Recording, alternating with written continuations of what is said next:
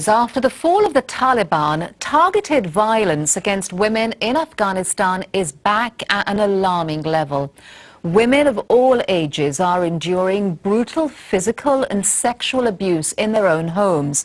A few lucky ones find their way to one of only 6 shelters in the country. We visited one of them.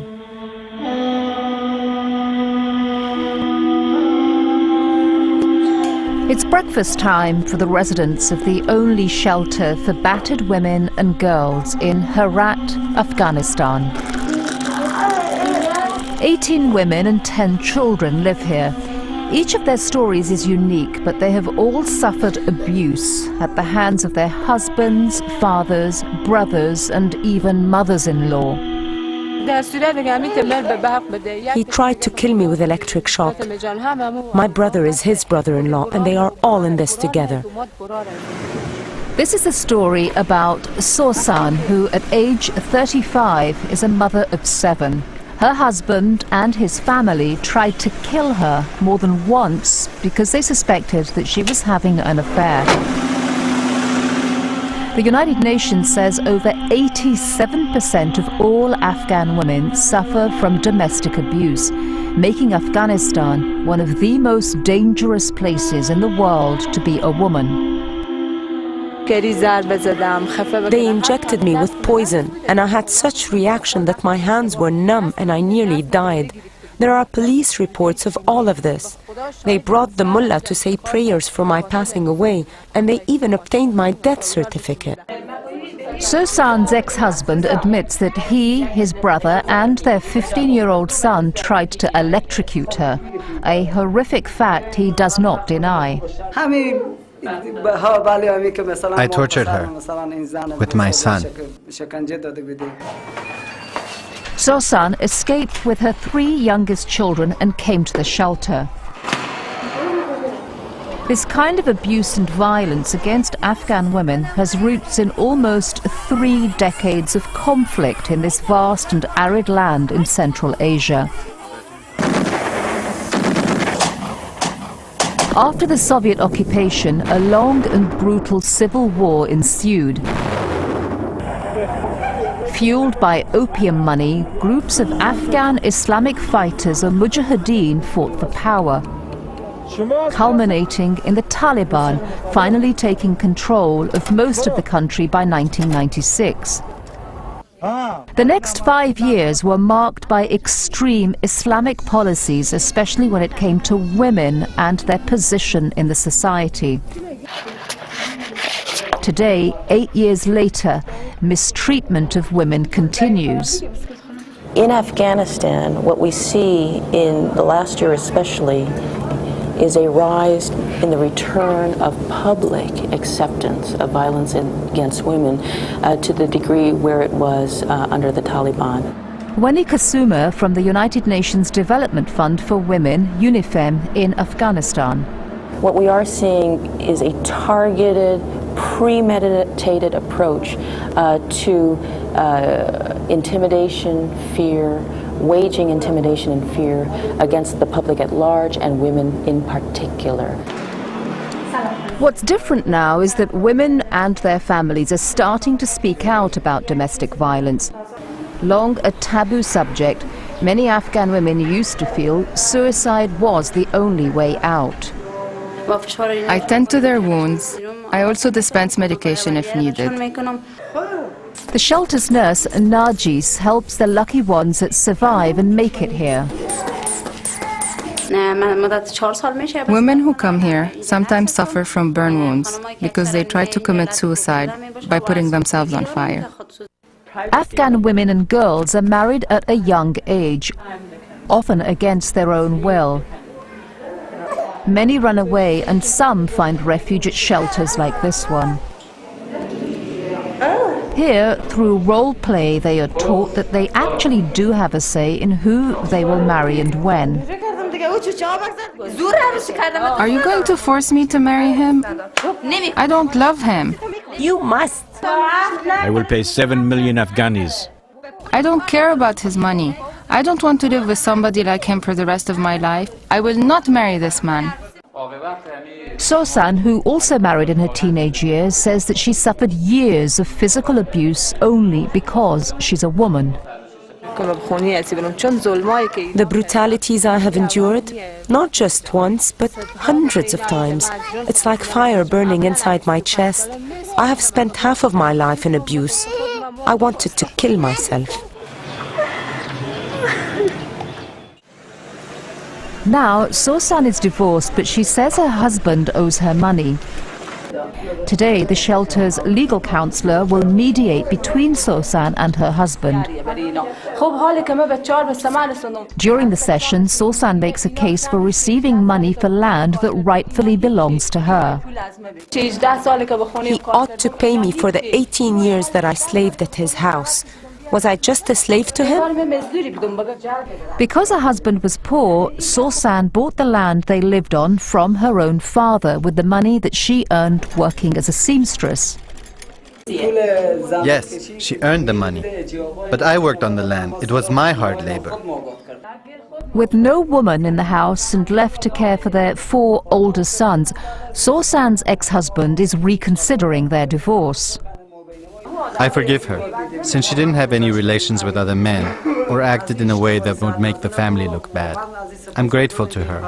I want her to come and be with her kids. That's what I want. I don't want my kids to be without their mother.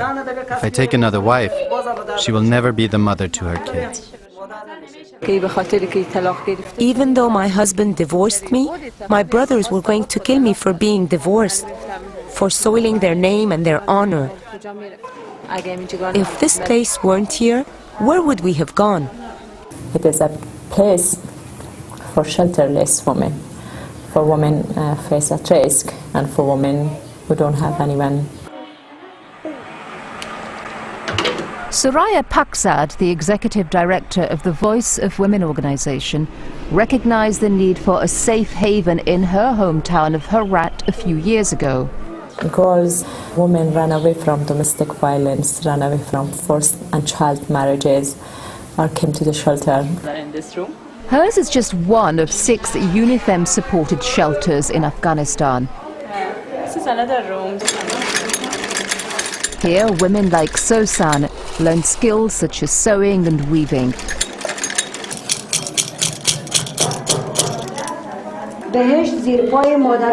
Most importantly, they are given the opportunity to learn to read and write, many for the first time in their lives. Nowhere else in the world have I personally encountered such a compelling need for basic social services.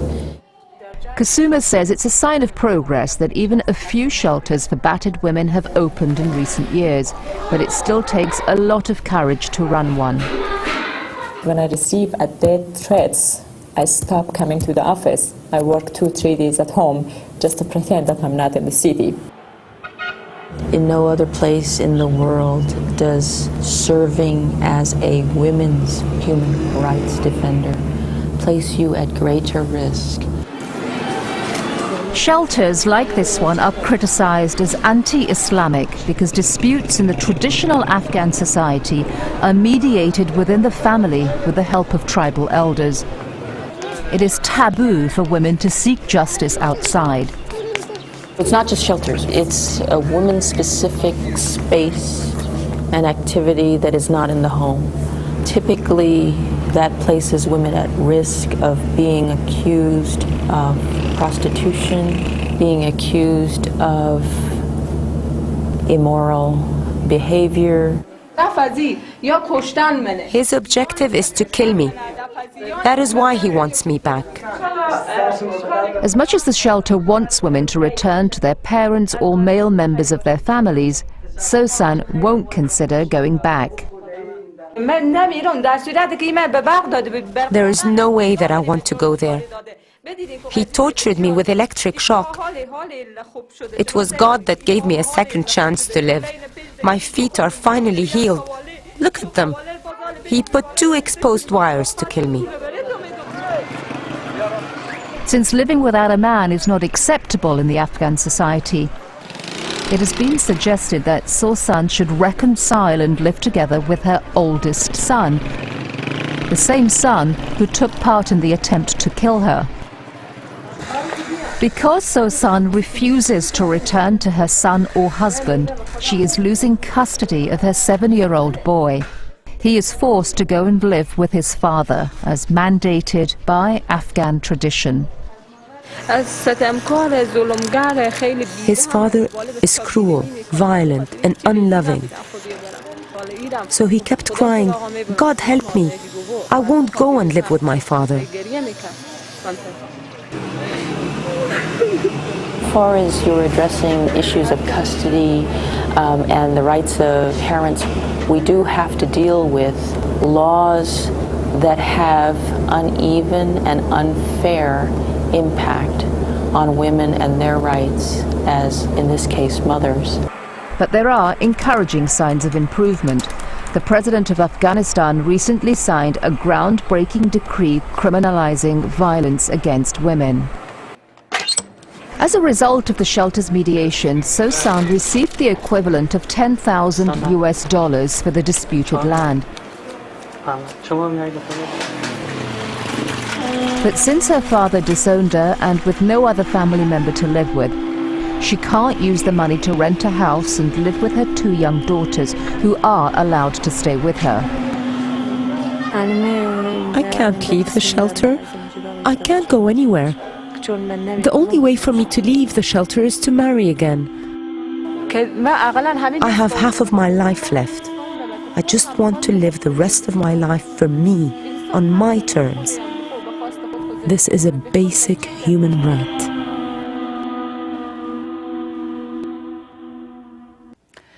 Since filming this story, Sosan has married another man, but her leaving the shelter comes at a terrible price. She was forced to give up her daughters.